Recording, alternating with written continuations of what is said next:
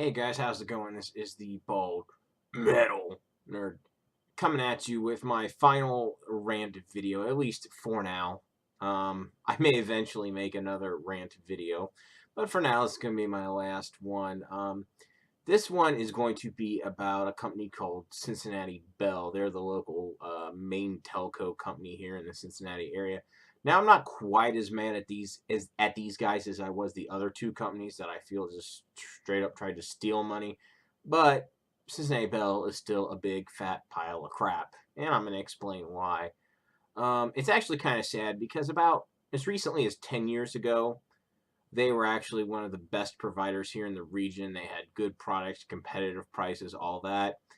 There's been a lot of management changes at the company, and now they all they care about is cost cutting at the expense of everything else. So whatever. Anyway, I have had two bad experiences with Cincinnati Bell. The one that happened longer ago, I used to actually have their wireless service. It ran on their own wireless network here locally, but nationally it ran. If you went outside the Cincinnati area, it worked on the AT&T wireless network nationally. I signed up with it back in 2010. For a 2-year contract. It's the last time I've ever done a cell phone contract in my life, and I never will again. And let me explain why. Even though I was on a contract, they found new and creative ways to charge me more money every few months. It was just absolutely wonderful. Thankfully, by the time my contract ran out in 2012, the prepaid market was very well established. Providers like Virgin Mobile, Boost, Cricket, etc. Good service at an affordable price. Plus, you could just buy a smartphone outright for $100 or $200. That's the way to go, in my opinion. If you're in a cell phone contract or on a postpaid, in my opinion, you're paying too much, but that's neither here nor there. So, after my experience with Cincinnati Bell Wireless, I was thinking to myself, man, I hope these assholes go out of business. And what do you know? Cincinnati Bell Wireless no longer exists. So, score one for me, right? But anyway, the thing that happened more recently was related to my really slow DSL internet service that I had here for a long time. I moved into this house in 2008, and I had their DSL service up until the beginning of this month. And here's what happened. About a year ago, for the first time ever, they charged for a modem rental fee. They never had before. They're just following the lead of other people, trying to get more money out of their customers, yada yada. So what I did a year ago is I called and complained to some guy in the Philippines, because that's where their customer service is now. And they're like, oh, well, we'll do a promo for a year. You don't have to pay. I'm like, okay, great. So obviously a year elapsed, showed up again, right? So this was this past March, just last month. So I call up again, talk to a guy in the Philippines again, explain the situation, and of course the guy barely speaks English. What a surprise!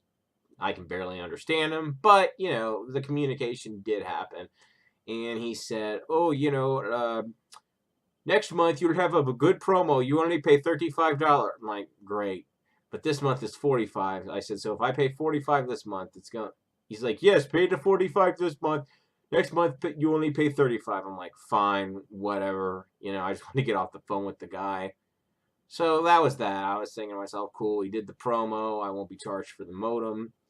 Yada, yada. Next month, everything will be peachy keen. So that was that. I paid the $45, went on with my life for another month. Well, very early, this month, I get a bill from the wonderful people over at Cincinnati Hell again, and it's for $160.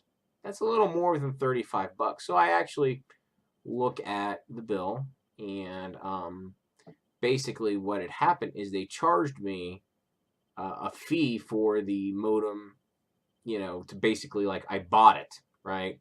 Because I hadn't returned it after service or whatever. I'm like, what the hell is this? So I call up their customer service line again, and this time, to my actual extreme shock, I get somebody based here in the United States. It's some old broad, of course, kind of, you know the type, stern, just yeah, just a miserable older woman. So anyway, I get her on the phone and we're going back and forth. And I said, ma'am, I was polite to her because I'm not going to be rude to somebody for no reason. I explained the situation to her. I say, hey, this is what's going on. I spoke to, one of your overseas representatives last month. He told me it would be $35. Obviously I'm being charged for this equipment.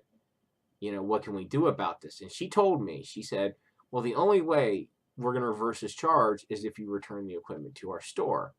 And I said, if I return the equipment to your store, I can't use your service. I said, there's no way to take care of this over the phone. She said, no, you have to return the equipment to our location. I said, ma'am, if I do that, I'm going to cancel the service because I won't be able to use it. I said, you're sure there's no way we can do this? She says, no. I said, okay, what I'm going to do after we get off the phone is I'm going to call your competitor and I'm going to sign up with them. She says, well, I'm sorry you feel that way, sir. Really, you stupid old bitch? You're sorry I feel that way? Fine.